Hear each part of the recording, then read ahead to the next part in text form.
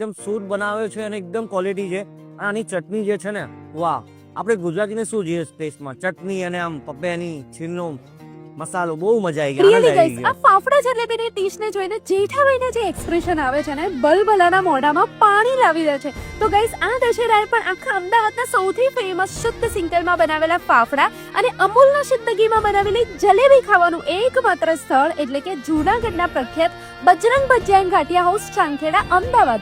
Guys, આ ફાફડાનું making તો જુઓ, એકદમ પ્રોપર મેથડથી, અને એમાંય ગરમા ગરમ જલેબી સાથે મળી જાય ને તો આખા ઘરનો માહોલ બદલાઈ જાય. આડા દિવસે તો આપણે ફાફડા જલેબીની મોજ કરતા જ હોઈએ છીએ, પણ દશેરાએ ફાફડા જલેબી ખાવાનો રિવાજ જ બહુ વર્ષો જૂનો છે.